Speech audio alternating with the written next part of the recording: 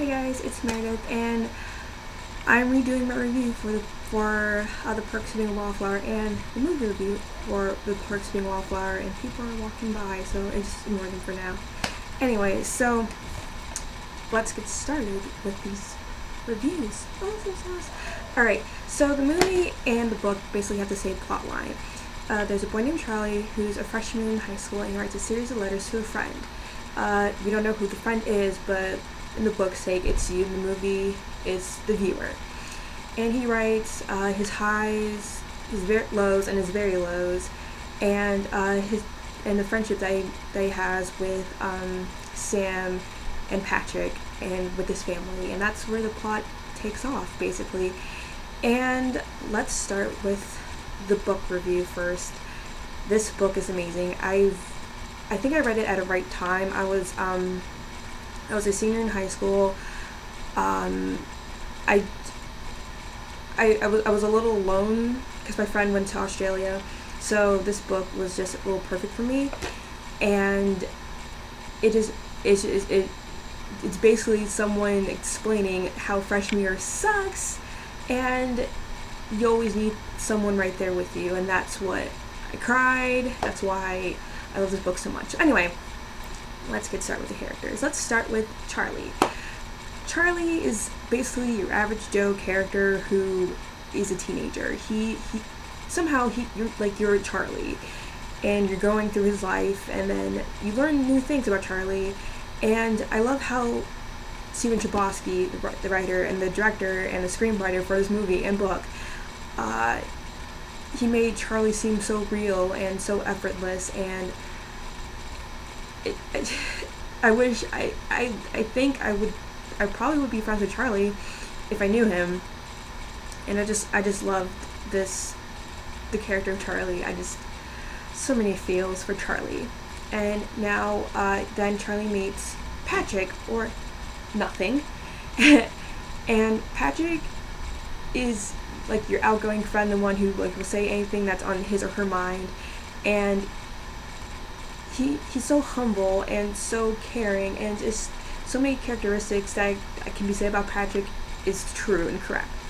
Then Patrick has a stepsister named Sam, and Sam's the love interest in this book, and I think I would most relate to Sam the most because she had a past, she learned from it, and she wants to do better. She wants to I don't know how to put this in words, but I think Sam doesn't want to try to be someone she's not. She loves being herself. She loves being weird. She loves basically almost anything, and that's what I love about Sam. And yeah, so the overall themes of this book, the one that I think almost anyone can take out of this whole book is a line in the book and the movie.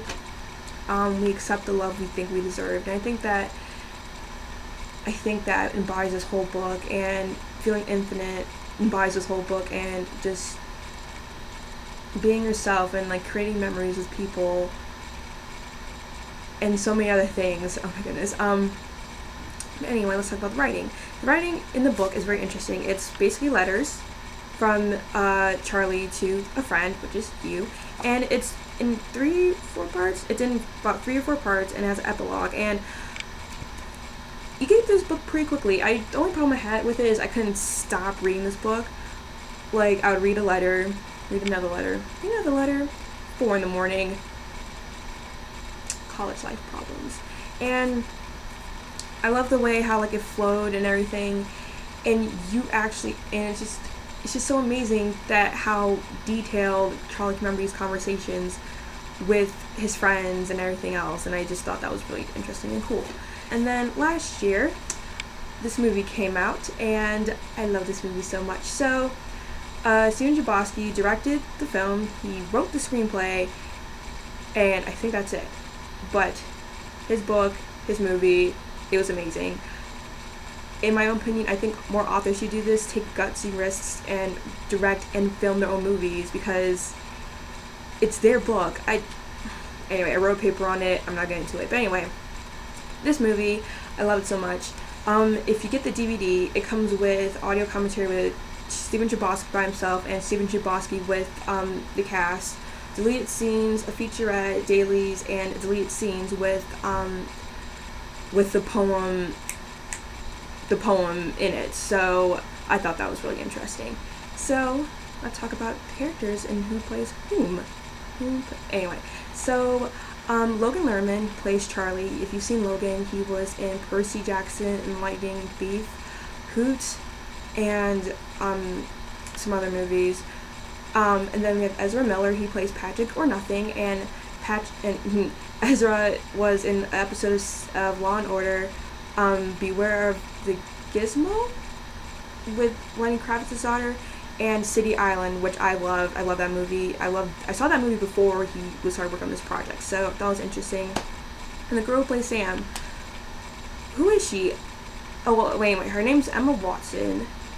She was in a little series called Harry Potter, and I think that was a big thing. I don't know what Harry Potter's about, but I think she's British. I'm not sure. So Emma Watson was good. She played a character in Harry Potter called Herman? I think it's Herman. I don't know. But she was great playing Sam, and I heard she had a British accent, and I didn't know, and it didn't come through this film, so I thought she did an amazing role.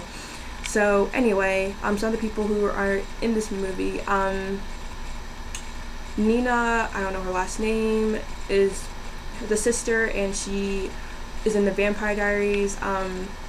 Mae Whitman, she's in Parenthood, and I really want her to play Hazel in The Fault in Our Stars. John Green. And Reese, oh god, what's his last name? Reese plays Sam's boyfriend. It's one of the characters I cannot think of right now off the top of my head, but Paul Reed, the guy from American Horror Story. Oh my goodness, so many great like A-list stars were in this movie. It's a good movie overall. Anyway, so let's talk about the movie. Same plotline as the book, so let's get into the acting.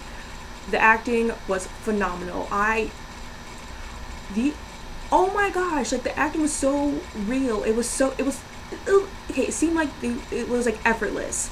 They just play the character, and that's it.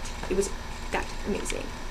And I thought it was cool how before I saw the movie, I thought that you mostly hear like Logan's voiceovers and like saying "dear friend" and then "love always Charlie." No. It's basically just him going through, and then somehow like slowly you'll start to hear some like voiceovers, and then.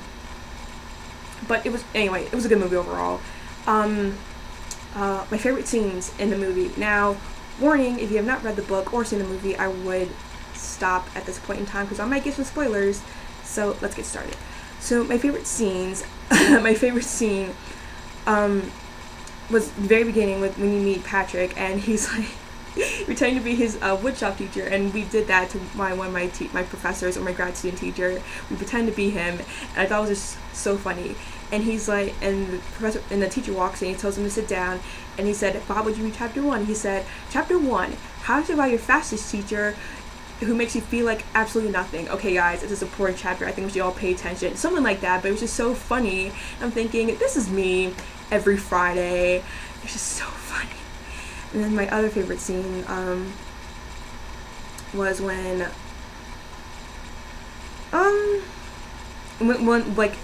they were in the tunnel.